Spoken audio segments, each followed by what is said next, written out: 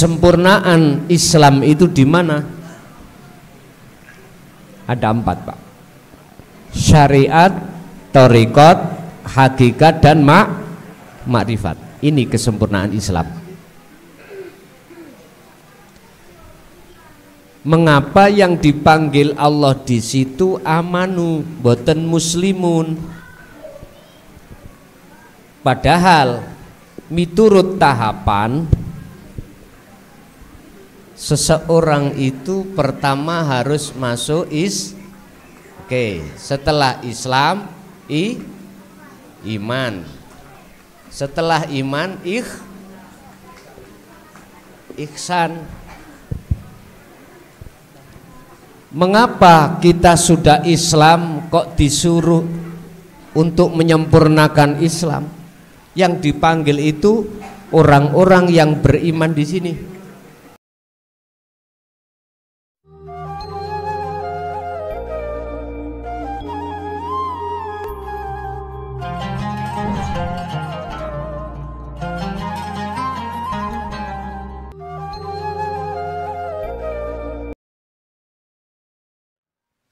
Jadi bisanya sampai la ilaha illa ana jenengan kali kula terlebih dulu harus mengasah dzikir maksudnya la ilaha illa anta.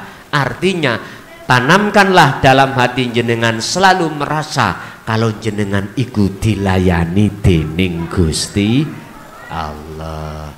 Lanjut, ada lagi?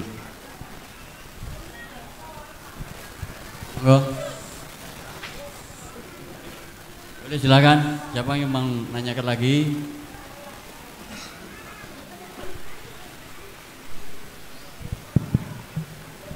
Oke, saya minta izin Pak Kiai untuk bertanya. Saya nggak pakai bahasa Jawa, saya orang Bali semua. Oh iya. Oke, minta izin. Saya tarik ke nama. Oke. Kenalan dulu, nama saya Subawai dari asli Bali sini. Asli Bali. Oke. Ya, tinggal di Bali memang. Kemudian saya mau bertanya, saya balik ke belakang lagi. Tadi saya tertarik, saya garis bawahi apa yang jenengan sampaikan tadi, kalimat hauqalah. Ini la haula wala quwwata illa billahil aliyil azim. Artinya kita digiring dalam kesadaran bahwa la af'al ilallah, la asma ilallah, la hayat ilallah, la mawjud ilallah. Sehingga dengan demikian bahwa kita tidak lagi merasa sholat, tidak merasa puasa, tidak merasa bergerak, tidak merasa berbuat baik apapun, ya, kecuali memang Allah yang menggerakkan kita. Nah, ketika dalam sholat ingin saya mempraktekkan itu, bahwa ketika kita sholat bukan kita yang sholat, kita tidak merasa sholat. Nah, bagaimana kita memposisikan? Ini pertanyaannya ini sedikit aja. Bagaimana kita memposisikan diri kita sebagai hamba yang lagi menyembah kepada Allah? Demikian saja. Terima kasih. Assalamualaikum warahmatullahi wabarakatuh. Waalaikumsalam warahmatullahi wabarakatuh. Mungkin kalau di antara panjenengan itu ada pernah masuk di dalam dunia thariqat, ya. Di situ ada istilah dzikir nafi itsbat. Kalau yang pernah, ya. Artinya nafi itsbat meniadakan di dalam hati tentang pengakuan kita yang bisa sholat tadi harus ditiadakan. Yang tadinya kita merasa kalau kita yang bisa sholat itu harus ditiadakan. Lah isbatnya menetapkan, isbat itu menetapkan di dalam hati bahwasannya di situ ada illallah, Sang Yang Esa, yang menggerakkan kita, sehingga seakan-akan kita itu bisa bergerak sendiri. Itu proses pertama. Ini kan masih ada dua Pak ya. Ada yang menggerakkan, ada yang digerakkan. Dan ini memang proses awal memang seperti itu. Terus dari pertanyaan bagaimana kita memposisikan diri kita dari la haula wala quwata illa billah itu. Pertama saya jawab, jikalau kita masih di dalam praktek nafi isbat, maka kita itu laksana, mohon maaf nggih, tahu sapu nggih? Bahasa sapu di sini apa? Untuk membersihkan itu. Sapu juga. Sapu itu kan tak bernyawa toh. Ya toh? Kita harus memposisikan laksana seperti sapu itu. Sapu itu tidak akan pernah bisa bergerak jikalau tidak digerak.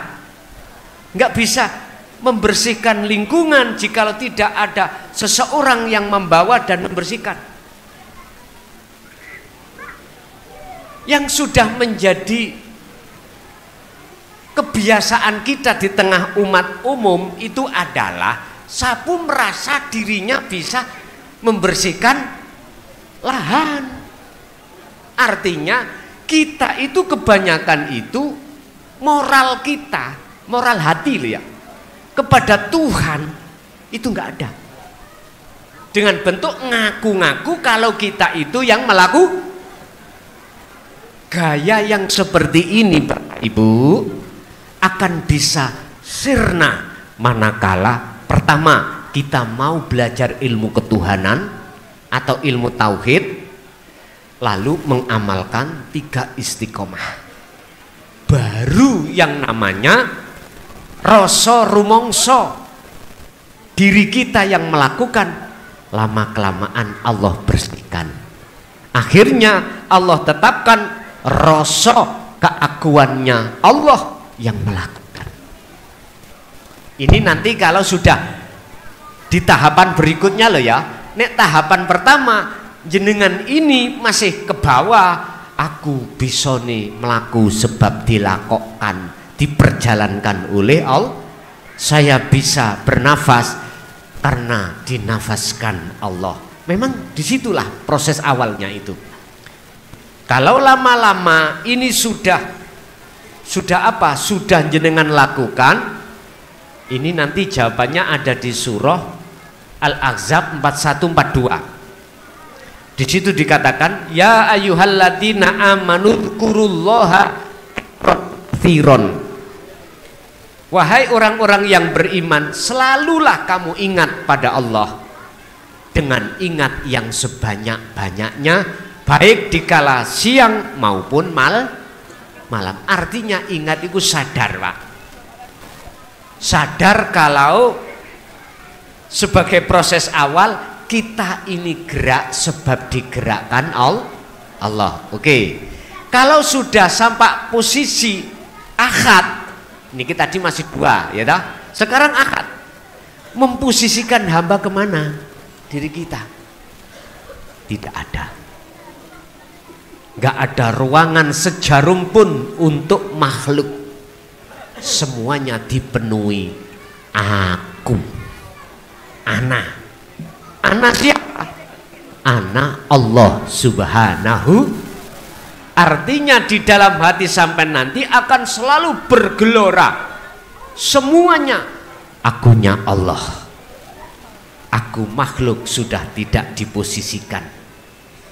Niki Pak, orang mesti takut. Biasanya takut. Sebab inilah yang namanya ahad. Dan tujuan ilmu tauhid adalah mengahadkan Allah, mengesahkan Allah. Mengapa kita harus takut? Lawang ini perintah untuk mengesahkan Allah, mengesahkan Tuhan. Saya pernah Pak, mungkin jenengan pernah dengar pondok pesantren Ringinagung, Kediri. Di situ ada seorang sosok kiai ahli tasawuf, ahli ilmu hakikat makrifat. Beliau namanya Mbah Khozin. Saya pernah dimarahi Mbah Khozin gara-gara Allahku niku dereng akad. Allahku ku terus kuwatah. Son mukhlason, Allahmu iku wakeh son. Kaget Pak kula. Gusti Allah tunggal to ya. Kok sanjang kula Allahku wakeh. Tapi nek Allahku son iku tunggal esa. Bingung maneh kula. Terus tanya, kok saged Allahku niku kathah? La taj'alu ma'allahi ilahan akhar. Nyun sewu Pak. Kalau hatiku iman, nyun sewu, sing nekakno rasa legi manis iku pisang, berarti Allahku pisang. Ngoten nek. Niki sik dereng nyantol, empun dilebokno sik nggih. Empun, kayak pengalaman mau. Tapi bukan berarti pisang iki Gusti, bukan. Karena saya memandangnya munculnya rasa manis itu dari makhluk pisang, padahal la yadurru malakum dzarraw wala naf'an. Selain Allah itu tidak bisa mendatangkan manfaat atau mencegah mudarat, nggak bisa. Manfaat toh niki wau manis itu sebetulnya datangnya tidak dari pisang tapi dari Allah Subhanahu.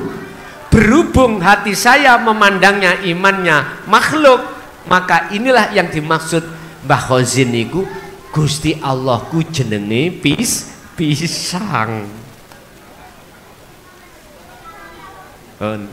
Jadi melihat Pak, kita memposisikan diri kita ketika saat di mana.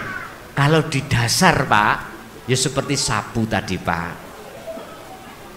Tapi kalau sudah di akad, sapunya nggak ada, kita nggak ada, makhluk tidak diposisikan. Yang dominan itu adalah AKU. AKU disebut aku.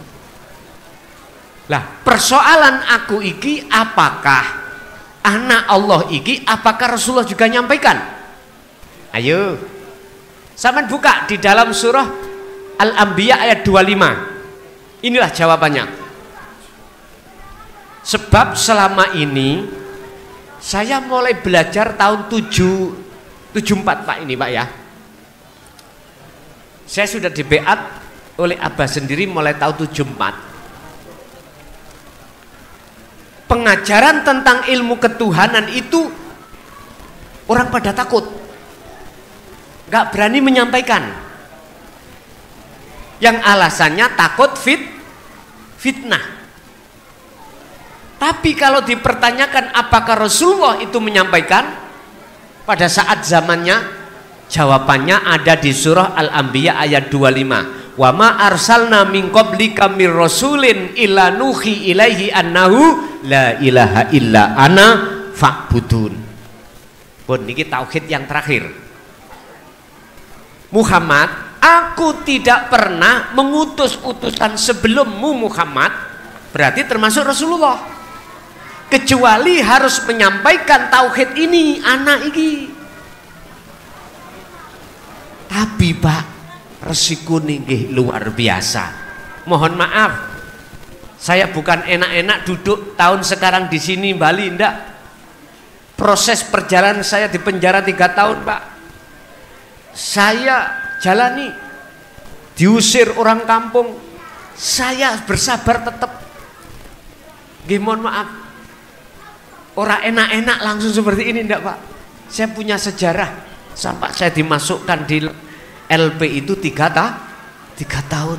Di dalam LP saya dikejar-kejar karena saya tetap menyampaikan dinu tauhid ini Pak. Dari LP Mojokerto mau dilayar atau dipindah ke Madiun, tapi nggak jadi. Karena apa? Karena seluruh narapidana Mojokerto berjumlah 250, semuanya ngaji dan menjadikan hati tenang. Nggak ada konflik. Karena sebab mohon maaf, siapa yang mau berzikir yang kusampaikan rasa tadi, hati jenengan mesti tenang. Dalile Ar-Ra'd 28, ala bidzikrillahi tatmainnul qulub. Ingatlah, hanya kau sadar semua itu adalah Tuhan yang melakukan, hatimu akan menjadi tenang. Jadi jawaban saya, Pak, kita memposisikan di mana? Lihat, kalau saya jawab dari proses tadi dasar, ya seperti sapu tadi. Tapi kalau kita sudah sampai pada ainul basiroh makrifat alam ahad, maka tidak ada makhluk diposisikan. Semuanya itu hanyalah Allah. Matur suwun, terima kasih. Ada lagi, monggo. Ada lagi? Oh, gantian yang atas. Barangkali ibu-ibu ya. Silakan. Assalamualaikum warahmatullahi wabarakatuh.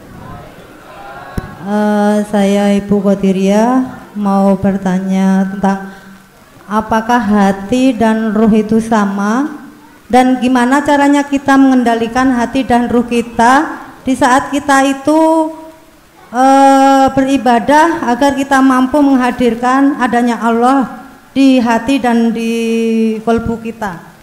Begitu aja Pak Yai. Assalamualaikum warahmatullahi wabarakatuh.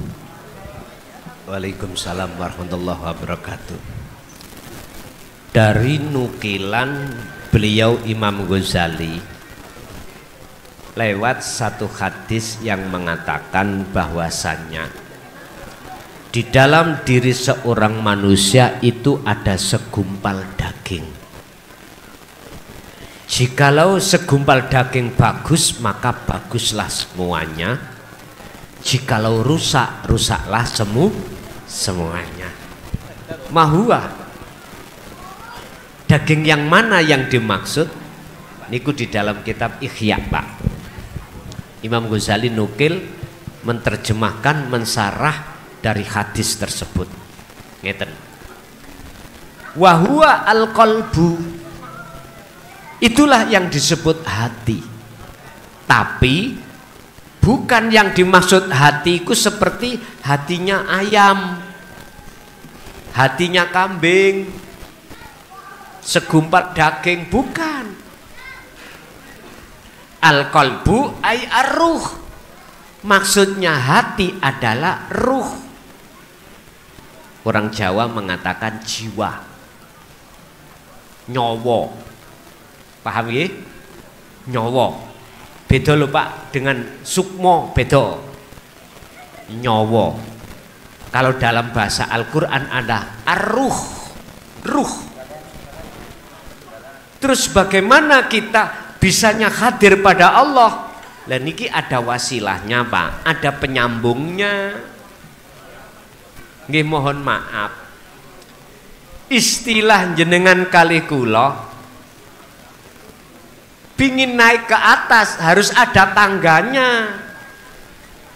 Tangga ini adalah wasilah. Tentang membaca wasilah mungkin saya padosi dalam ayat gini. Wabtahu ilaihil wasilata wajahidu fisabilihi. Al-Maidah kalau nggak salah itu. Jenengan ini wajib roh iki membawa wasilah. Wasilah itu adalah tali khusus hubungan antara roh dengan Allah.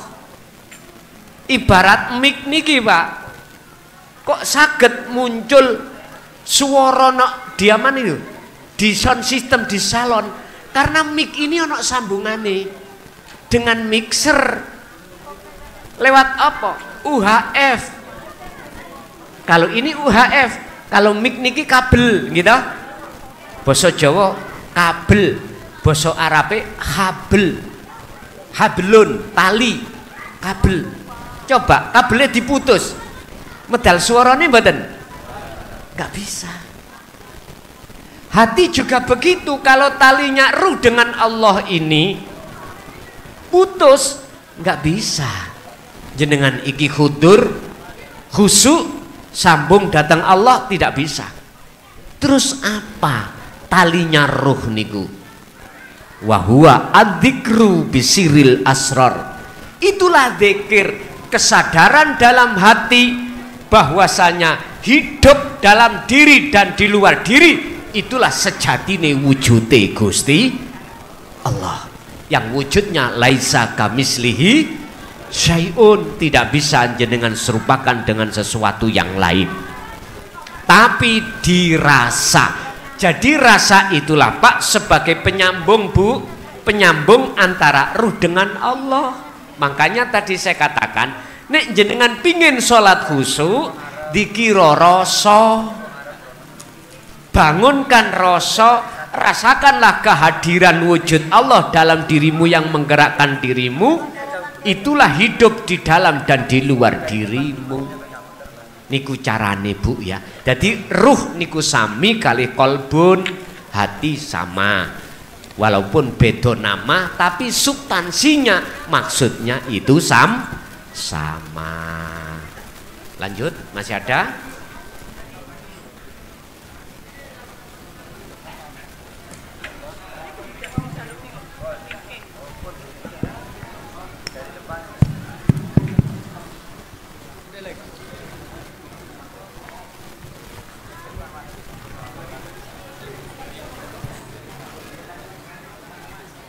Assalamualaikum warahmatullahi wabarakatuh. Nama saya Rosuli, asli Wong Banyuwangi. Yang pertama saya tadi mau tanya tentang la haula wala quwata illa billahil aliyil azim. Alhamdulillah Ustadz Subawe sudah nyampaikan tadi. Jadi enggak jadi. Terus yang kedua yang perlu saya tanyakan, karena kita ini yang hadir bukan orang tauhid semuanya, bukan orang toreko semuanya, sifatnya umum, maka saya minta diterangkan tentang tahalli, taholli, tajalli. Itu penting bagi orang-orang umum. Ini sudah menyangkut Allah, ini kita ini Allah loh, bayangan ini. Jadi ngeri menurut saya gitu tadi. Karena saya kebetulan mundir am Provinsi Bali Jatman, itu saya. Jadi alhamdulillah kalau pelajaran ini khusus teman-teman ini cukup luar biasa. Ini pelajaran yang kalau tambah malam itu semangatnya tambah ada gitu ya. Kalau malam, tapi kalau bagi orang-orang yang awam tadi ya mungkin agak bingung ini nanti gitu ya. Jadi kami mohon untuk kalangan umum ya, itu mungkin tahalli, taholli, tajalli itu diutamakan, karena kita ini masih banyak musyriknya, banyak iri dengkinya gitu ya hati kita ini. Terima kasih. Assalamualaikum warahmatullahi wabarakatuh. Waalaikumsalam warahmatullahi wabarakatuh. Apa itu taholli? Makai khoknya di atas. Ini gambaran kalau kita makhluk masih ngaku. Untuk saya, dalam hati saya muncul iman kalau yang ngaji itu sumbernya datangnya ngaji dari saya. Saya makhluk. Ini namanya taholli. Lah disinilah Pak kita akan mengenal tentang masalah syirik. Itu ada dua, mungkin di dalam kitab hikam di situ diterangkan, ada syirik jali, ada syirik khafi.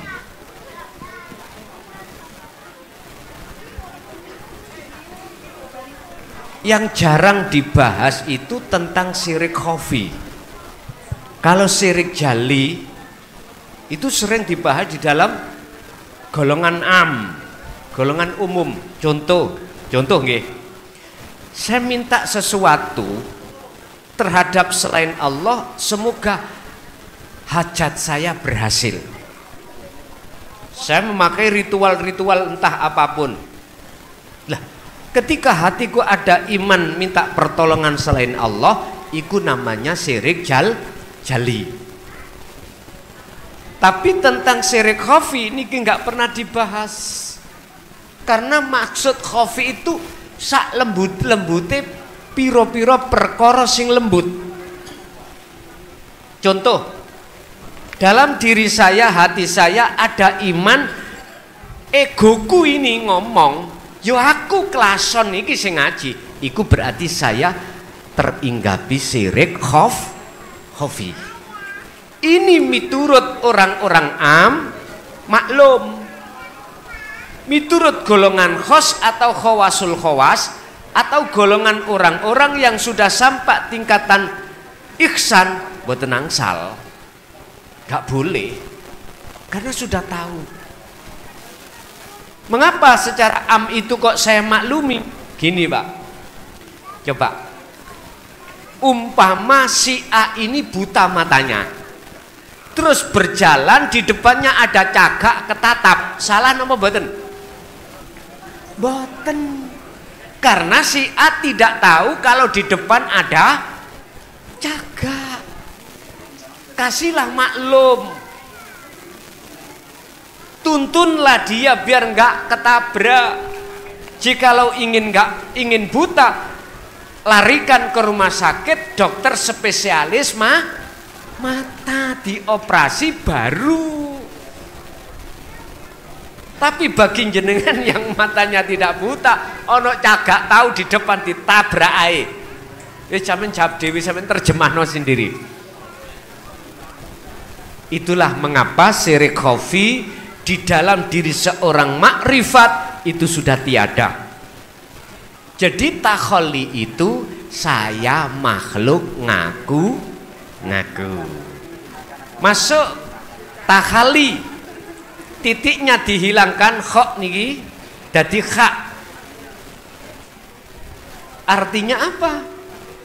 Itulah proses jenengan ini nafi isbat, proses pembersihan kotoran-kotoran di dalam hati. Itu namanya takhalli. Bentuknya apa? Jenengan tadi saya sarankan untuk selalu merasa mengimankan segala hal apa pada diri kita itu sumbernya dari Allah.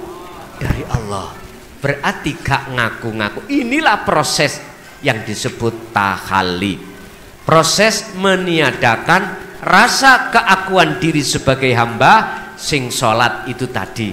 Akhirnya apa? Akhirnya jenengan dalam hati muncul satu kejadian, merasa semuanya gerak sampai iki sebab digerakkan oleh Allah. Ini juga masih ada dua.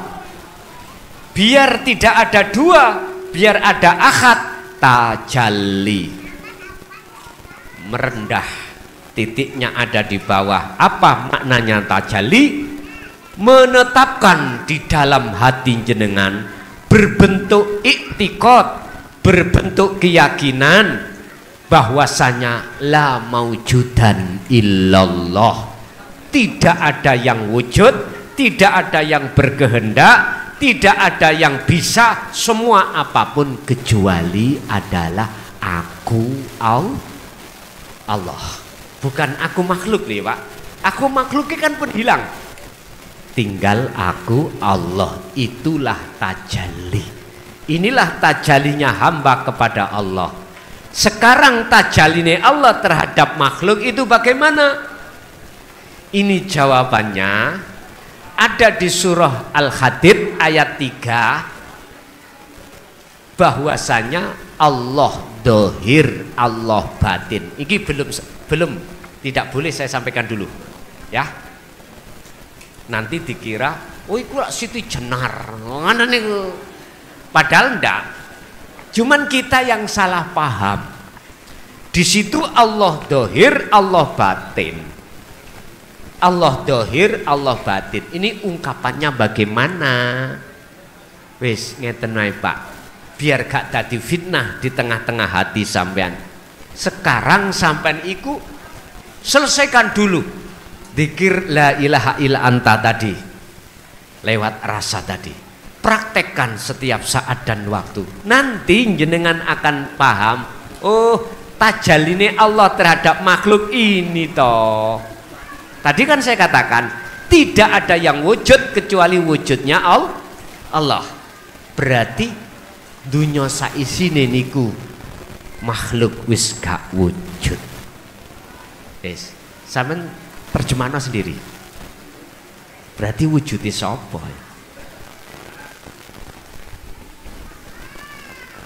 Wis, sampean jangan ragu, jangan khawatir. Allah sudah janji. Wa man kana yarjullaha, niku nu dikatakan, barang siapa yang dalam hatinya ada satu keinginan untuk bertemu Allah, nanti Allah sendiri yang berjanji pertemuan itu pasti terjadi. Tinggal jenengan mau terus apa mboten. Ingat, ulangi sekali lagi, ingat, kita tidak selamanya ada di dunia. Kematian datang itu tidak mesti harus tua. Tidak mesti harus sakit, bisa jadi masih muda, masih berumur, itu Allah panggil dia kematian. Kita mensiasati dari masa yang seperti itulah Pak. Makanya Allah dawuh dalam surah Az-Zumar ayat 54 tadi, wa anibu ila rabbikum wa aslimu min qabli ayyatiyakumul adab tsumma tunsarun. Kembalilah kau sebelum datangnya kematian, biar panjenengan dapat pertolongan dari Allah. Berarti tajalli itu ada tajalline makhluk kepada Allah, ada proses tajalline Allah terhadap makhluk. Mekaten. Halo. Jadi yang di atas barangkali masih ada, silakan. Ya, silakan monggo.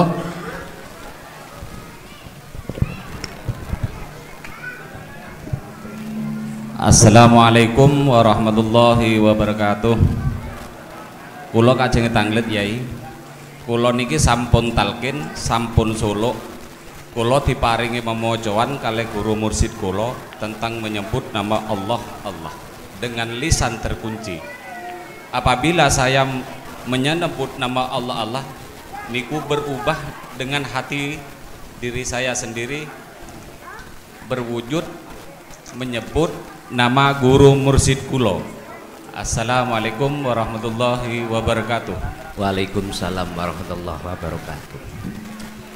Di dalam pengajaran dan petunjuk golongan saudara saya yang ada di thariqah ada istilah robitoh, ya. Ada istilah robitoh, penghadapan terhadap wajah mursyid. Bahkan di situ diwajibkan sebelum kita khususiyah, sebelum kita wukuf kolbi, sebelum kita dzikir nafi itsbat, biasanya itu kita disuruh untuk berobitoh dulu. Apa? Menghadirkan wajah guru. Sebab dengan alasan karena sebab guru inilah sanadnya sampak terhadap kanjeng Nabi, sampak Rasulullah yang disebut muktabaroh thariqahnya, yang menjadikan bisa wusul pada Allah. Nggih, itu yo gak salah miturut kelas thariqah. Cuman yang menjadi pertanyaan saya adalah ketika kita solo atau khususiyah dengan menghadirkan wajah guru kita, padahal guru kita adalah makhluk, apakah sudahkah ada tanda-tanda wusul pada Allah? Itu yang menjawab adalah individu. Jujur Pak, saya mulai 74 itu sudah dibeat di dalam thariqah Qadriyah wa Naqsabandiyah. jujur oleh abah saya sendiri. Dan tentang ilmu apa yang kubahas mulai awal tadi, orang tua saya merahasiakan. Ini hubungan antara anak dengan orang tua, hubungan yang paling dekat, itu pun tidak dijelaskan. Kalau saya tanya, jawabannya sederhana. Besok kamu akan paham sendiri. Sing penting dzikir sirri, khafi, itu kamu laksanakan. Pak nyuwun sewu, dzikir sirri, khafi atau nafi isbat tidak dijelentrehkan seperti ini. Hanya diperintah untuk menjalankan aja. Nggih, mohon maaf, itu masa saya. Entah kalau masa dunia thariqah sekarang aku nggak tahu. Apakah juga dijelentrehkan, ditaklimkan sejelas-jelasnya seperti ini, ataukah hanya di beat saja lalu diperintah untuk menjalankan? Lah jenengan piyambak ingkang ngertos. Jujur Pak, saya puluhan tahun Pak tidak pernah masuk tanda-tanda usul datang Allah. Justru saya dimasukkan dan dibulet, tahu dibulet nggih? Dikekang oleh dunia mukasyafah. Justru saya di situ. Kalau kita bicara tentang masalah dunia mukasyafah, mungkin bisa dilihat di makalah atau fasal dalam kitab Al-Hikam 164. Di situ ada pengertian kasab maknawi dan kasab suwari. Kasab suwari dan kasab maknawi itu tidak penting bagi si salik ketika suluk pada Allah. Ketika saat si salik suluk nuju kewusulan, perkara kasaf itu gak penting. Gak penting. Yang terpenting adalah bagaimana caranya Allah menyalakan nur makrifat, nur ilahiyah di dalam jagate hati sampeyan. Ingat, nur makrifat Allah nyalakan dalam hamba yang Allah kehendaki. Nurun ala nurin yahdillahu linurihi mayyasha, surat An-Nur 35. Itu dikarenakan jenengan ini terus menerus berzikir. Zikir yang kumaksud di sini adalah kesadaran. Munculnya dari kalimat tauhid la ilaha illa anta, akhirnya bisa sampai ke makrifat la ilaha illa ana. Ini yang jarang dibuka di tengah-tengah thariqah. Sehingga kalau thariqah sekarang enggak, saya enggak tahu. Insya Allah sampun digelar. Zaman kula dulu mboten digelar. Yang alasannya takut fitnah. Abah sanjang engko nggarakno fitnah. Nyuwun sewu, Pak. Terus kalau pelajaran yang mestinya membuka pintu musyahadah kita tutup, kapan umat ini ibadahnya bisa naik? Mboten saged. Nyun sewu, robitoh terhadap guru kita mursyid miturut ahli thariqat itu wajib. Tapi miturut hakikat namanya robitoh menghadirkan wajah itu bukan wajah makhluk. Sebab ning Al-Quran, di Al-Quran tentang robitoh, tentang tawajuh, saya cari sampai detik ini nggak ketemu. Kalau itu terhadap makhluk, justru yang saya temukan di dalam surat Al-An'am ayat 79 yang sering sampai paos baca ini wajah tuwaj hiya.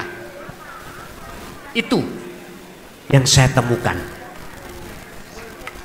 Nyun sewu, berarti di dalam Al-Quran selama ini yang aku dapatkan, aku temukan tentang robito, penghadiran wajah itu hanya diperbolehkan wajah Allah. Tentunya dengan apa? Rasa. Kalau selain daripada rasa tidak bisa, Pak. Dzikir yang kumaksud adalah sirul asror, dan di dalam sirul asror ada 3: rasa, melihat, menyatakan. Ainul basiroh, syu'aul basiroh, wa ainul basiroh, wa hakul basiroh. Niki. Baru di situ bisa dikatakan wusul nang Allah. Ahli hakikat dilarang, Pak. Apalagi ahli makrifat menghadirkan wajah selain Allah, karena wajah selain Allah bagi ahli makrifat itu sudah tidak ada. Berhubung kita masih ada di ahli thariqah, yo rapopo, karena proses kelas kita lah, ngoten nggih. Cuman yo ojo ngono terus. Mosok sih sampai niku umpama sekolah SMP nggak kepingin SMA, tingkatkan. Biar hati sampean iki gak gampang muring marah-marah, nafsu lawamah, amarah, nafsiyah itu biar jinak.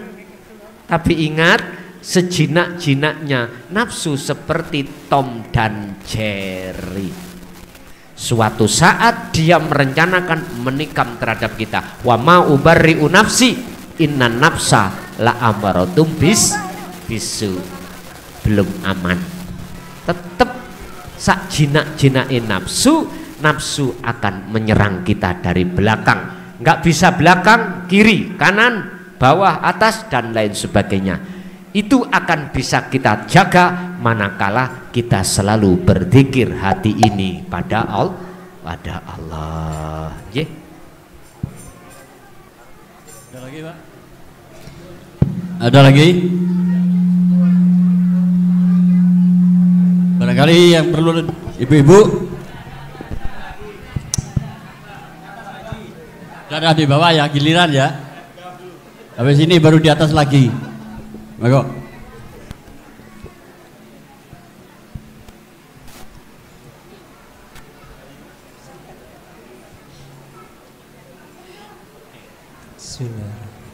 Assalamualaikum warahmatullahi wabarakatuh. Waalaikumsalam warahmatullahi wabarakatuh. Terima kasih atas waktunya. Mau bertanya, yang pertama, bagaimana cara membedakan antara keinginan Allah dan keinginan hawa nafsu? Itu yang pertama. Dan yang kedua, kami ada pengalaman sedikit mengenai zikir. Tadi disampaikan bahwasanya zikir jahar maupun siri. Memang kami pengamal thariqah. Dari pengalaman itu kami merasakan rasa yang masih terpecah-pecah. Nah, itu di dalam thariqah itu. Nah, setelah kami mengambil baiat sirul asrar ke jenengan, waktu itu masih di rumah jenengan itu. Nah, setelah itu ada perubahan di mana setelah kami zikir sirul asrar, rasa itu menjadi satu keutuhan. Dan dalam prosesnya satu keutuhan rasa itu adanya kosong, di mana kosong itu lebih luas sehingga diri kita pun sudah tidak ada, yang ada hanya kekosongan. Nah, itu yang ingin kami saya tanyakan, apakah ada hubungannya dengan alam musyahadah atau muraqabah? Mohon bimbingannya, Gus. Terima kasih. Assalamualaikum warahmatullahi wabarakatuh. Waalaikumsalam warahmatullahi wabarakatuh. Untuk cara membedakan ini kepentingan nafsu atau kepentingan Allah, kehendak nafsu atau kehendak Allah, sebetulnya sederhana. Jikalau ini ada kepentingan nafsu, jikalau dalam hati masih ada pengakuan diri. Man arfa nafsahu faqad arafa rabbahu. Barang siapa yang sudah kenal siapa dirinya, urip ini loh Pak, sebetulnya, maka faqad arafa rabbahu, mongko yepti teman-teman dia kenal Tuhannya. Artinya antara nafsahu dengan Rob ini sebetulnya satu paket, satu kalimat. Bagi siapa? Bagi yang sudah ke musyahadah, bagi yang sudah sampai alam kekosongan. Sehingga satu kesatuan bukan berarti banyak dijadikan satu kongsi, bukan. Lah, sementara dalam hati saya masih ada pengakuan makhluk, segala apapun ngibadah mahdoh ataupun ghairu mahdoh, ibadah murni seperti sholat, zakat, poso, haji dan lain sebagainya, atau tidak murni, jenengan kerja, makan, minum, rokok, itu ibadah yang tidak murni, di mata Allah tidak akan ternilai. Ingat,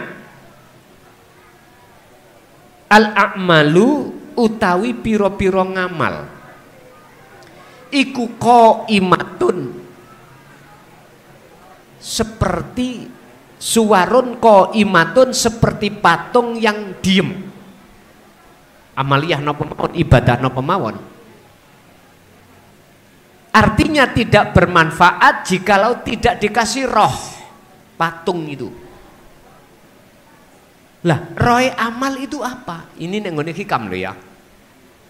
Wa arwahuha utawi piro-piro roe amal iku wujudu siril ikhlas fiha ing dalam amal. Yaiku roe amal adalah ikhlas. Sarai ikhlas bagaimana? Penjelasannya ikhlas. Jenengan gak merasa yang melakukan.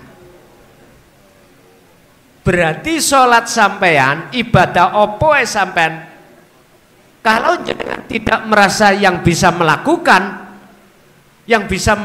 sumbernya hanya dari Allah, bagaimana mungkin jenengan minta upah? Lah wong kita tidak merasa yang itulah ikhlas. Berarti amal saya tadi, berhubung saya masih ngaku-ngaku segala ibadah opo wae apapun, ini berarti masih kecampuran kepentingan hawa nafsu. Kalau saking Allah, kebalikannya, pasti ada rohnya. Roh amal tadi saya katakan adalah ikhlas. Sedangkan maksud daripada ikhlas adalah di dalam hati jenengan sudah tidak merasa diri kita yang melakukan, karena diri kita sudah fana. Berarti rasa sing muncul hanyalah rasane Gusti Allah. Lho niki pun itu jelas saking Allah. Pun itu yang pertama. Yang kedua, ketika saat jenengan kholwat lewat sirul asrar, la ilaha illa anta, sampai ke hakul basiroh, berarti la ilaha illa ana, dalam dunia kasab maknawi itu sampai dikelihatan ngalam yang tidak ada siapa dirinya sudah nggak ada, keakuan diri makhluk sudah tidak ada. Yang ada cuman hanyalah Allah, keakuan Allah. Kalau di situ maka itulah musyahadah, itulah makom ihsan, itulah makom makrifat dateng Gusti Allah. Tinggal pertanyaannya, ketika saat di situ jenengan, mohon maaf, mesti hatiku tentrem. Raos itu mana nih lho? Aku yakin jenengan tidak mau untuk dikembalikan ke alam dunia lagi. Alam mukhadharah atau alam mukasyafah, nggak ada keinginan.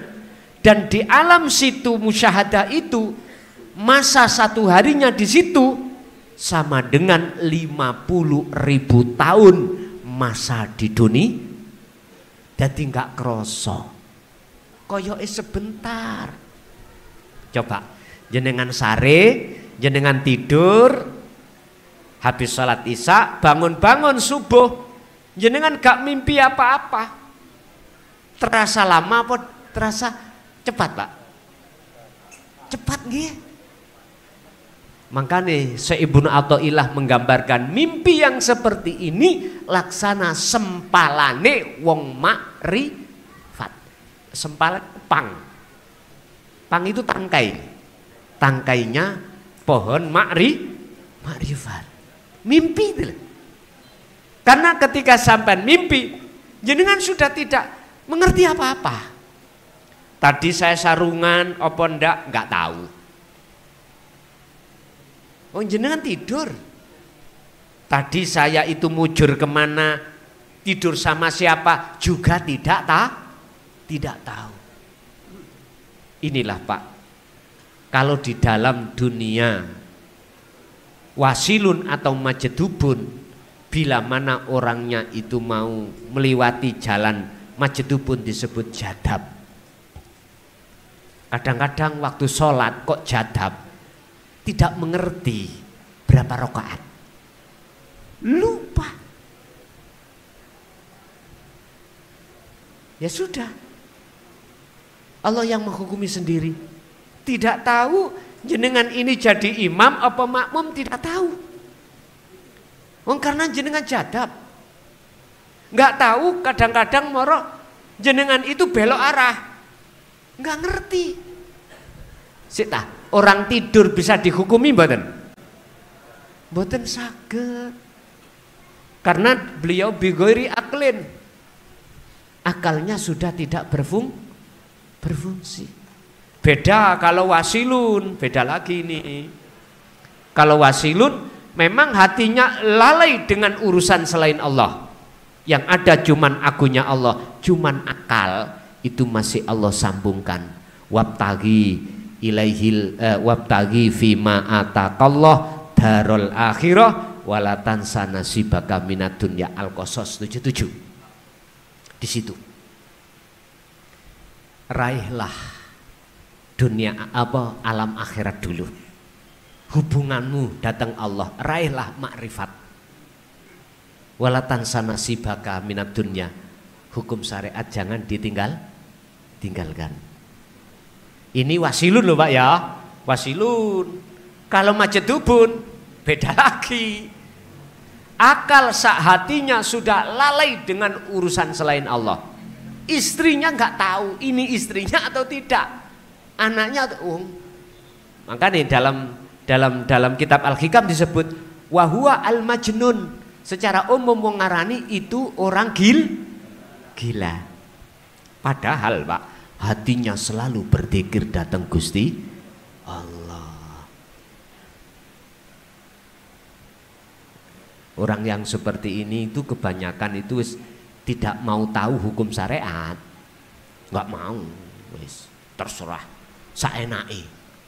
Kadang-kadang sholat, kadang-kadang mboten sholat, karena dia sudah nggak ngerti apa-apa.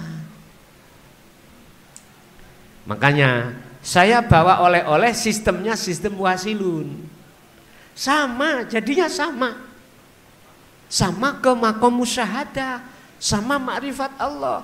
Cuman beda lagi jalannya nanti. Lebih berat ini. Lebih berat. Dulu itu Abah itu punya santri Pak. Santri itu memilih antara wasilun dengan majedubun. Dikasih wasilun nggak mau, milih majedubun. Dikasih majedubun, akhirnya edan. Nggih, edan. Dia menjauh dari keluarga, hubungan kerjaan sudah dia tinggalkan. Dia ada di sungai sampai rambutnya panjang. Udah, nggak mau dijak bicara, nggak mau. Karena milih itu. Pernah dulu memang ada anak angkat Abah namanya Romli almarhum Bonan. Pernah milih itu. Terus jadi geger wong sak kampung. Akhir disuruh mandek. Mandek berarti kamu itu bukan tempatnya di Majedubun. Lah wong Majedubun Pak sik gembul nang masyarakat. Ya akhirnya dadi fitnah. Ya kudu keluar. Sana menyendiri di hutan. Gembul ketek ono, ya. Gembul hewan-hewan. Aman. Kita di tengah-tengah masyarakat akhirnya timbul fitnah. Makanya di tengah masyarakat umum menurut kami loh ya lebih cocok pakai sistem wasilun seperti Kanjeng Nabi Muhammad Sallallahu Alaihi Wasallam. Artinya wasilun itu hukum syariat beliau pegang, tapi ketika melaksanakan hukum syariat hakikatnya dia realisasikan di situ. Inilah yang dimaksud dalam satu ayat Nabi Isa besok akhir zaman mendekati hari kiamat akan Allah turunkan. Visi dan misinya adalah salah satu diantaranya membunuh Dajjal, kedua meneruskan syariat Kanjeng, yaitu syariat yang bernuansa hakikat supaya bisa makrifat pada Allah. Kebanyakan kita itu melu syariat toh, hakikat Kanjeng Nabi, tauhid antawa ana. Kebanyakan kita tidak mau. Dianggapnya itu sesat. Padahal hujah dalilnya cetha ning Quran sudah terurai. Sebab dalam surah Al-Anbiya 25 itu jikalau Rasulullah tidak menyampaikan, gak mungkin akan muncul ayat ini. Ini secara logika loh Pak ya. Jikalau Rasulullah tidak menyampaikan tentang tauhid la ilaha illa ana, gak mungkin akan muncul surat Al-Anbiya ayat 25. Munculnya ayat tersebut menunjukkan bahwasanya beliau dulu juga menjalankan dan menyampaikan risalah tersebut. Tapi resiko nggih luar biasa. Sayyidina Ali dibunuh. Dibunuh Sayyidina Ali. Hasan Husain juga dibunuh. Cuman sejarah khalifah 3 selain Sayyidina Ali ditutup-tutupi Pak. Ada yang diracun oleh kaum Khawarij. Kaum Khawarij ini dikira orang yang tidak mengerti Quran. Hafal Quran Pak, hafid. Hadis hafid. Tapi memprotes la ilaha illa ana yang beliau sampaikan. Lah, termasuk zaman sekarang, mohon maaf, jangan dikira saya sudah enak-enak gini. Sejarah saya soro Pak. Tahun 2007 kami diusir oleh tokoh-tokoh dari kampung dikon keluar. Tapi saya jawab, saya tidak mau seperti Nabi Yunus meninggalkan kaum, berhenti berdakwah dikarenakan kaum menolak. Saya tidak mau. Sebab saya punya prinsip, munculnya protes itu kalau tidak Allah sing gerakkan ya gak akan muncul. Akhirnya saya maklumi Pak. Wis gak puas di situ, tanggal 21 bulan Mei 2010. Detik-detik itulah saya masuk penjara. Detik-detik itu. Oke, saya tidak melawan. Saya ikuti semuanya. Setelah saya pulang dari LP, ternyata yang menjemput aku adalah tokoh-tokoh yang tadinya itu, mohon maaf, yang tidak suka dengan ajaran tauhid. Berarti apa? Janganlah kau benci orang yang membenci dirimu dikarenakan menolak tauhid ini. Jangan. Sebab semua orang perlu proses Pak. Perlu proses, perlu angen, perlu yang namanya mukobalah, perlu namanya pentashean, perlu namanya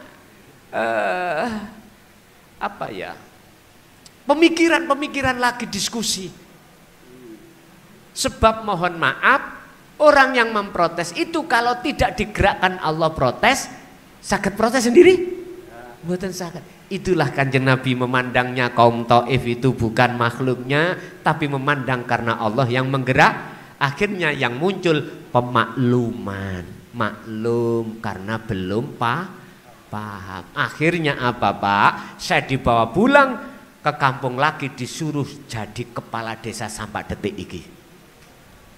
Saya jajal ngeno. Tadinya memungsuhi tauhid, tapi Allah buka hatinya. Justru sekarang saya tidak boleh turun dari kepala desa. Kalau di sini apa namanya? Lurah niku lah dinas, kedinasan Pertegel. Lah disitulah jabatan politik yang dipilih masyarakat. Saya sudah periode 2. Periode 2 saya mengundurkan diri. Gak boleh di demo nang balai desa, disuruh untuk lanjut. Padahal saya nggak punya apa-apa. Jadi nggak pakai apa-apa. Ya disitulah Pak. Sampai sekarang. Dicoba sampai ngen-ngen. Berarti tak simpulkan orang yang membenci Anda belum tentu selamanya membenci. Membencinya karena dianggapnya itu ajaran nggak benar, jangan disalahkan. Kasih maklum karena belum paham. Kalau sudah paham, aku yakin contohnya seperti ini. Baginda Rasulullah di situ juga. Inilah mengapa beberapa nabi dan rasul yang hanya Allah izinkan membawa syafaat itu hanya Kanjeng Nabi Muhammad ibnu Abdillah. Mengapa? Karena beliau selalu memandang Allahnya, tidak memandang makhluknya. Begitulah. Makanya agama iku isok rukun umate manakala sudah tenggelam sama-sama di dalam pengajaran ilmu ketuhanan. Baru rukun. Sebab wis gak fanatik jeneng, wis gak fanatik sifat, wis gak fanatik dat, tapi dia sibuk hati selalu menjaga kesadaran zikir datang Gusti Allah. Mekatenlah sekilas info. Ada lagi. Yang nomor 2. Oh, yang nomor 2 itu musyahadah tadi. Jadi jikalau di situ keakuan jenengan sudah tiada, cuman keakuan Allah, maka disitulah musyahadah. Untuk bisa lama di situ Pak, terus zikir itu sampai kumandangkan dalam hati yang tidak mengenal keadaan. Mekaten. Jadi masih ada lagi, tolong di atas sekarang gilirannya, silakan. Ya, terima kasih. Assalamualaikum warahmatullahi wabarakatuh. Gus, kula jamaah Baitur Rahmah Baitul Mukhlasin yang swanken dalem pas hari raya. Kebetulan sudah sampai di Bali.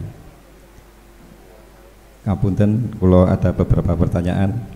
Yang pertama, takdir yang sudah digariskan, apakah dengan zikir takdir tersebut bisa berubah? Yang kedua, kapan saat apa zikir itu terasa, dan di saat terasa sadar bahwa zikir itu jalan kok malah hilang? Niku dos pundi Gus? Mohon penjelasan pun. Matur nuwun. Assalamualaikum warahmatullahi wabarakatuh. Waalaikumsalam warahmatullahi wabarakatuh. Ada istilah qadha, ada istilah qadar. Qadha adalah ketetapan Allah yang telah ditulis di dalam buku kita masing-masing yang Allah simpan di dalam lauhil mahfud. Iki bahasa syariat. Bahasa hakikat qadha adalah ketetapan Allah yang berbentuk iradah, kehendak di dalam hati jenengan. Ini kan belum nyata. Namanya kehendak itu buku-buku catatan di dalam hati jenengan. Itulah lauhil mahfud. Disebut kehendak sesuatu yang belum terjadi. Kalau ini dirubah bisa. Sebab ini masih kehendak. Buku catatan yang berbentuk kehendak dalam hati jenengan. Contoh. Sebelum hari ini tadi jenengan mendengarkan pengumuman bahwasanya nanti di musola Muhajirin ada pengajian umum tentang membahas rasa. Tadi pagi atau siang jenengan ada kehendak. Coba saya penasaran, apa sih ngaji rasa itu? Ngaji tauhid itu apa sih? Penasaran toh? Ada keinginan. Ini bisa akan berubah sebelum hari ketentuan takdir yang Allah tentukan. Detik-detik Allah tentukan. Sore tadi entah sampai ini duwe keinginan yang lebih besar lagi, berubah wis gak sido, tak lihat anu aja, live YouTube-nya aja. Bisa jadi seperti itu. Dalam pengertian kehendak dalam hati sampean itulah buku catatan yang telah Allah catat, lauhil mahfudnya berbentuk hati itu. Ini bisa dirubah. Tapi kalau namanya takdir, qadar, takdir atau qadar, sesuatu yang sedang dan sudah terjadi tidak bisa dirubah. Kalau jenengan sudah ada di sini, terlibat di dalam pengajian ini, ya sudah, ini takdir. Ini namanya takdir. Niki nggak bisa dirubah. Yang bisa dirubah adalah qadha. Ketetapan kehendak Allah, bahasa syariat, yang ditulis di dalam buku kita masing-masing yang Allah taruh di dalam lauhil mahfud. Bahasa hakikat adalah kehendak di dalam hati jenengan itu akan bisa berubah dan tidak tergantung panjenengan. Lauhil mahfud bagi hati jenengan yang sudah dimusyahadah ma'rifat, mboten ndodeng dhuwur, Pak. Tidak ndodeng ke atas sana. Allah itu bersemayam di lauhil mahfud, di atas kursinya, di arsy, tidak gitu. Hati yang sudah mencapai makom ihsan, diam. Ternyata lauhil mahfud itu di dalam hati panjenengan. Wis, jadi saya ulang, takdir itu sesuatu yang sedang atau sudah ini nggak bisa diubah. Kalau qadha bisa diubah. Itu yang pertama. Yang kedua, masalah dzikir.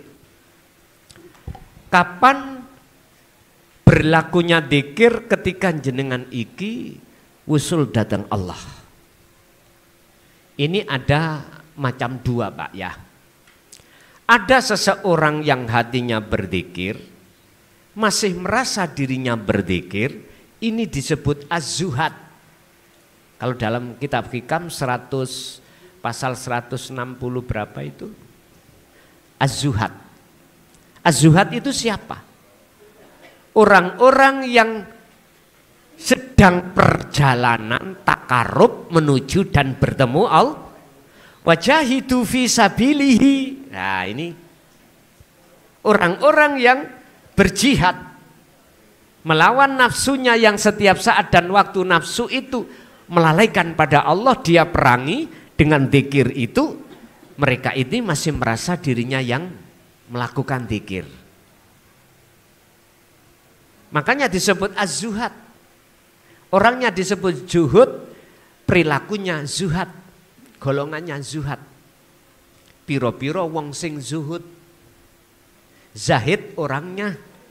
Wis, kalau sudah sampai pada tujuan, maka disebut arifin atau arif. Orang yang sudah kehilangan orangnya. Berarti dia sudah tidak merasa dirinya yang bisa zikir. Jikalau yang ditanyakan berlakunya zikir itu di mana? Kalau menurut az-zuhad, ketika saat jenengan ini merasa ingatnya itu sebab diingatkan Allah, miturut Az-Zuhad ya seperti ini jatuhnya dzikir. Tapi kalau jenengan sudah diarifin, yang disebut sejatine dzikir itu adalah fana'u dzikri tadi. Sudah hilang rasa keakuan diri sebagai makhluk yang berzikir, sudah ada, nggak ada. Yang ada keakuanku Allah yang berzikir. Pun Pak, tadi kan saya katakan makhluk kan asalnya tidak ada, adanya sebab diadakan yang ada. Dikatakan jenengan sudah sampai makrifat Allah, kembali ke tiada. Apa mungkin perkara yang tidak ada bisa melihat yang ada? Gak mungkin toh. Yang bisa melihat yang ada hanyalah yang ada. Berarti yang melihat Allah adalah Allah sendiri. Setelah keakuan diri kita sebagai makhluk itu sudah tidak ada. Berarti semua ini bukan makhluk, bukan miturut beliau yang sudah ada di makom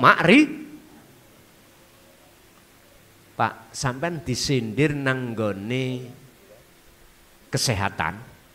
Apa sidik jari wong sak donya gak ono sing padha. Tidak jutaan loh orang itu. Tidak miliaran, bahkan tril. Mengapa kok satu aja nggak ada yang sama? Udah, wajah ada yang sama? Nggak ada. Inilah Pak, sifat wahdaniyah Allah. Jenengan sudah terlibat di dalam sifat wahdaniyah, ada di makom jam'i coro hikam, makom makrifat notok, ngeten. Ketemu dawuh ngene, aku iki sing dawuh Allah. Biar wujudku iku dikenal hambaku, tak lahirno wujudku iki ning dunya dengan bentuk nurullah, disebut nurullah. Wujudnya nurullah iku adalah isi dunia dan isi langit. Tapi dikonter, wujudnya dunia sak isine termasuk langit iku duduk wujudku. Gak bingung nggak kira-kira men? Saya ulang ya. Wujudku biar dikenal oleh hambaku, tak lahirno Pak, tak lahirno, berupa nurullah. Wujudnya nurullah, dunia saisine kabeh iki. Tapi dunia saisine duduk wujudku. Sik bingung? Oke. Sampai ngertos cahaya iki, lampu iki lho. Ngertos nggih? Asale saka ndi? Setrum nggih. Setrum iku ngomong. Setrum ibaratnya Gusti Allah. Wujudku ben dikenal wong sak Bali. Tak lahirno. Rupa cahaya iki. Wujudnya cahaya adalah padang. Tapi padang duduk wujudku. Sampai nek kepingin roh wujudnya setrum jempoken kabel iku. Lali mboten sampean? Waktu jempok niki lho, eling mboten? Kejet-kejet nggih.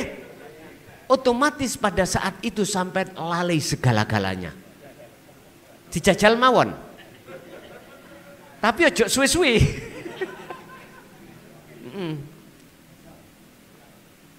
Insya Allah dengan ini sampean paham.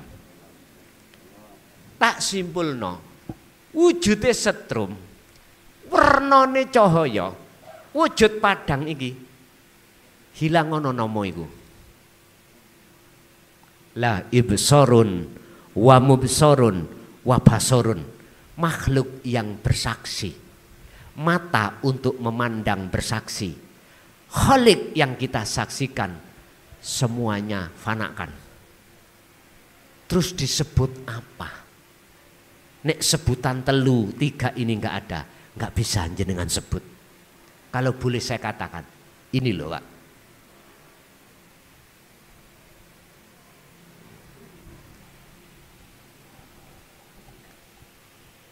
Ini juga di dalam dan di luar. Bukan angin loh nggih. Bukan oksigen. Inilah yang dimaksud dulu itu dalam orang-orang Jawa kuno disebut sebagai gali kangkung. Disebut teracae kuntul miber.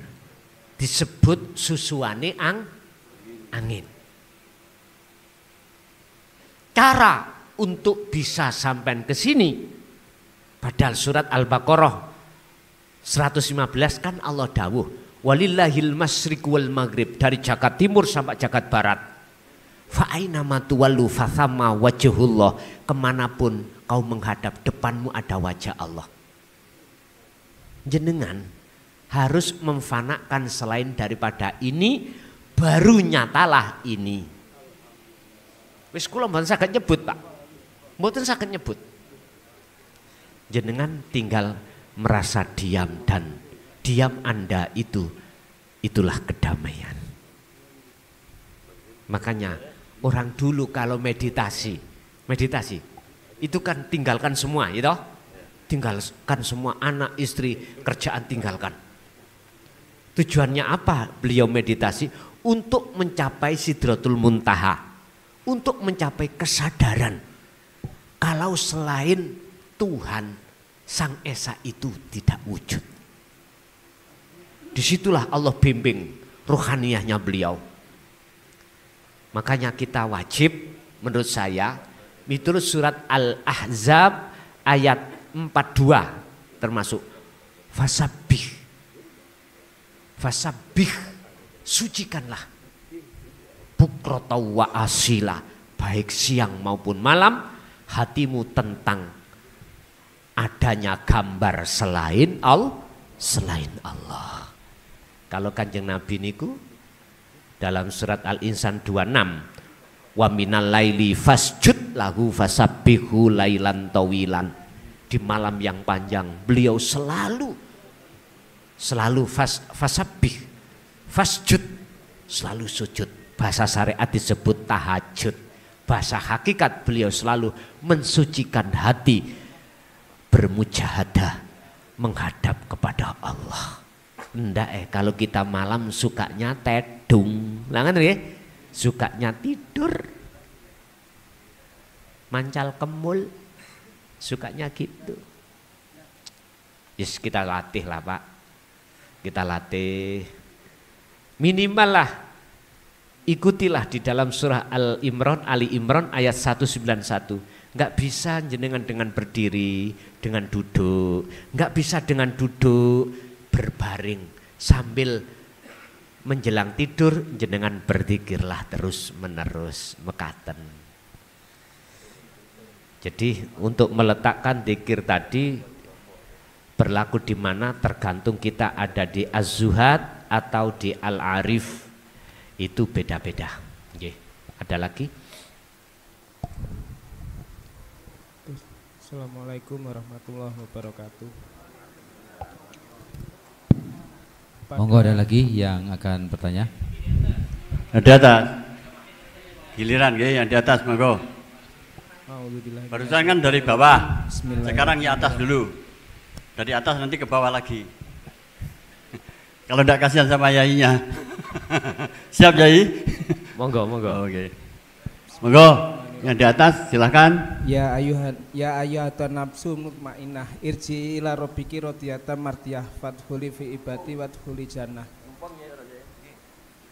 Bukankah semua itu dari Allah, tapi kenapa yang diminta untuk kembali cuma mutmainnah? Agak dikeraskan Pak, didekatkan dengan mic. Assalamualaikum warahmatullahi wabarakatuh. Waalaikumsalam warahmatullahi wabarakatuh. Kula jamaah saking Jember, domisili wonten Ubud, Bali. Surat Al-Fajr ayat 20, ya ayat Tuhan nafsul mutmainnah irji ila rabbiki radiyatan mardiyah fadkhuli fi ibadi wadkhuli jannah. Bukankah semua itu dari Allah, tapi kenapa yang diminta kembali cuma mutmainnah, untuk al-wamah sufiyah tidak diminta kembali? Tolong penjelasannya. Assalamualaikum warahmatullahi wabarakatuh. Waalaikumsalam warahmatullahi wabarakatuh. Kalimat irji'i itu menunjukkan kata perintah. Kata perintah. Irji'i baliyo siro. Mengapa harus ada kata perintah?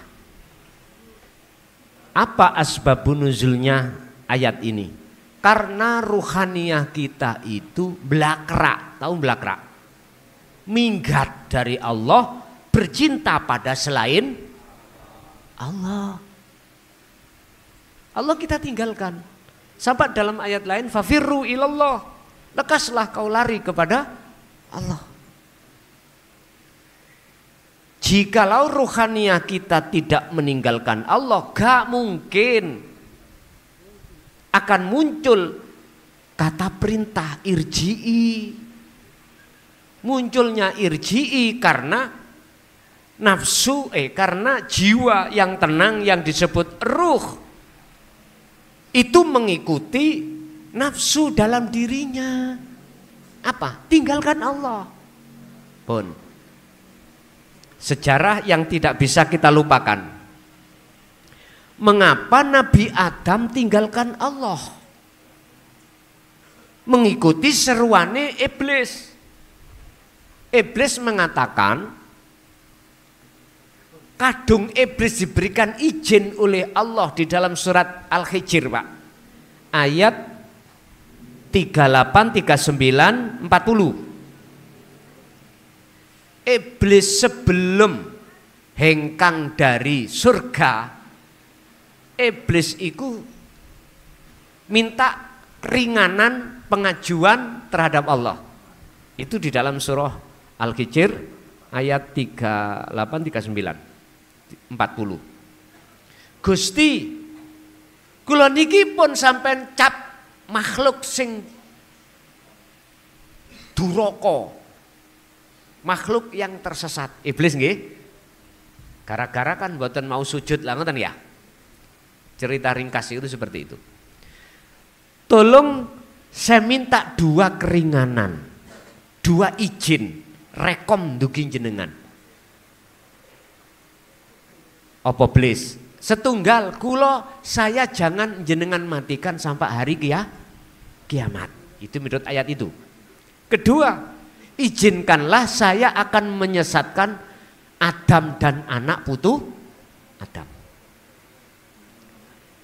Allah jawab bagaimana? Silakan. Bahasa silakan itu ada maksud, Pak. Pertama, Gusti Allah itu pingin nguji terhadap kesetiaan Nabi Adam yang katanya tidak akan mendekati pohon khuldi. Diuji. Terus jenengan sebelum roh itu ditiupkan Allah di jasad dalam surat Al-A'raf ayat 172. Alastu birabbikum, jenengan jawab qalu bala syahidna. Sebelum nanti disebut ruh itu memang disebut nafsul mutmainnah. Itu ada sejarahnya memang. Betulkah aku Tuhanmu? Betulkah kau hanya bercinta padaku, menyembah padaku? Betulkah kau setia padaku? Tidak ada yang kau sembah kecuali aku? Kata Allah. Dalam pengertian alastu birabbikum, di situ sarahnya.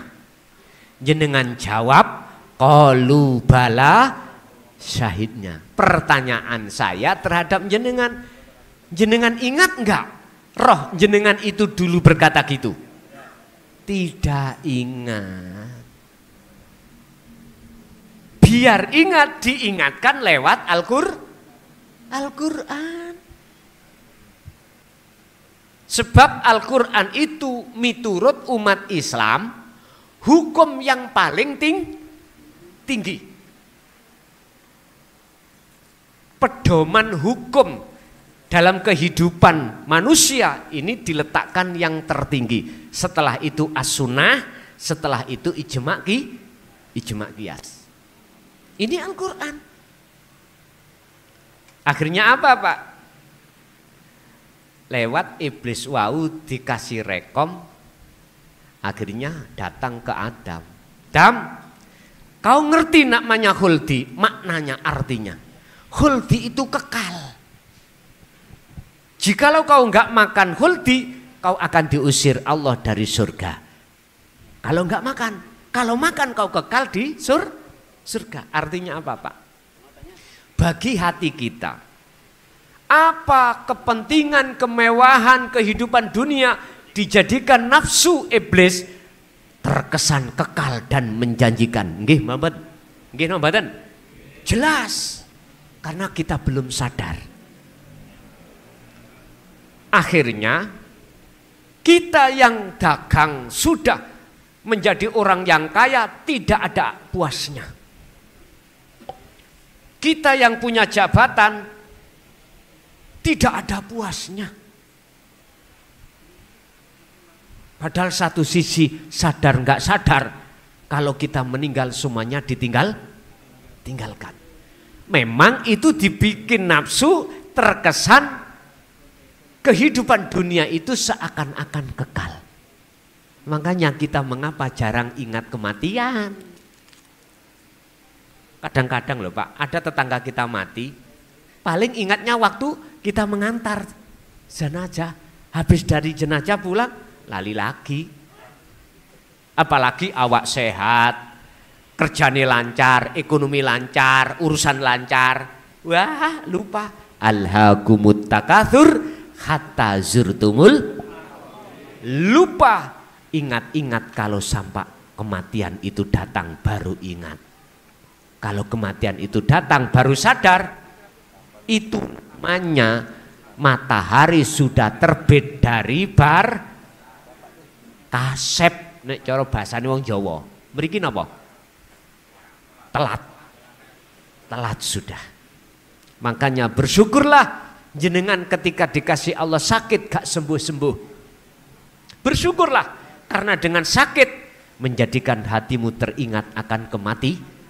Dengan begitu akan revolusi diri, belajar untuk mendekat kembali kepada Allah. Berbahagialah Anda yang ketika menjabat sekarang gak menjabat, yang asalnya kaya menjadi miskin. Berbahagialah sebab dengan kemiskinan Anda tidak merasa jadi orang kaya. Akhirnya Anda tidak sombong. Itu yang tidak disukai nafsu. Gak disukai. Justru kemiskinan sampean jikalau menjadikan sadari hati untuk takarrub mendekat kepada Allah, itu lebih baik daripada jenengan kaya atau jadi mempunyai jabatan yang tinggi tapi hati sampean lupa pada Allah. Tapi bukan berarti semua orang yang kaya, semua pejabat itu hatinya lupa pada Allah. Tidak semuanya. Gitu ya. Jadi janganlah sesuatu itu menjadikan pengaruh dalam hatimu terhadap Allah. Carane jadilah sistem seperti ikan yang hidup di air asin. Tiap hari, tiap saat dia campur dengan air laut, tapi ketika kita ambil, kita masak nggak terasa